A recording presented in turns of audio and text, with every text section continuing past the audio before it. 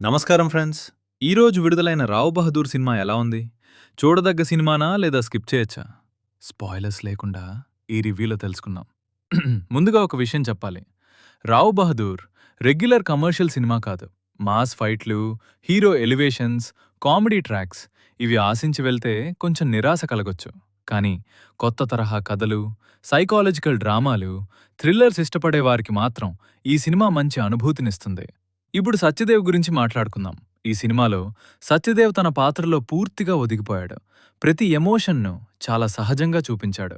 ముఖ్యంగా ఇంటెన్స్ సీన్స్లో ఆయన నటన సినిమాకు పెద్ద ప్లస్ పాయింట్.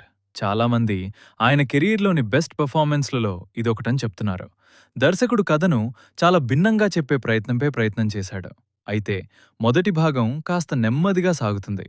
అందుకే మొదట్లో సినిమా స్లోగా అనిపించొచ్చు. కానీ కథ ముందుకు వెళ్లే కొద్దీ ప్రతి సీన్కు ఒక అర్థం ఉంటుంది. సెకండ్ హాఫ్లో సినిమా మరింత ఆసక్తికరంగా మారుతుంది. ట్విస్టులు, సస్పెన్స్, పాత్రల ప్రయాణం ఇవన్నీ ప్రేక్షకుడిని చివరి వరకు ఎంగేజ్ చేస్తాయి.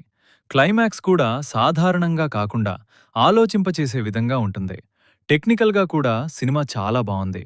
Cinematography, background music, production design మూడింటికి మంచి మార్కులివ్వచ్చు. అయితే ఈ సినిమా అందరికీ నచ్చుతుందని మాత్రం చెప్పలేం.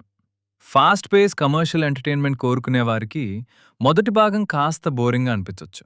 కానీ కథలో లీనమై చూస్తే సినిమా మంచి అనుభూతినిస్తుంది.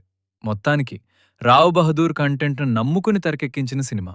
సత్యదేవ్ నటన, సినిమాటోగ్రఫీ, బ్యాక్గ్రౌండ్ స్కోర్ ఈ సినిమాకు ప్రధాన బలాలు. నా ఫైనల్ రేటింగ్ 5లో 4 స్టార్లు. మీకు కొత్త తరహా కథలిష్టమైతే ఈ సినిమాను ఒక్కసారి తప్పకుండా చూడొచ్చు. ఈ రివ్యూ మీకు నచ్చితే వీడియోకి ఒక లైక్ చేయండి. మీ అభిప్రాయాన్ని కామెంట్లో చెప్పండి. ఇలాంటి మూవీ రివ్యూల కోసం మా ఛానల్ను సబ్స్క్రైబ్ చేయండి.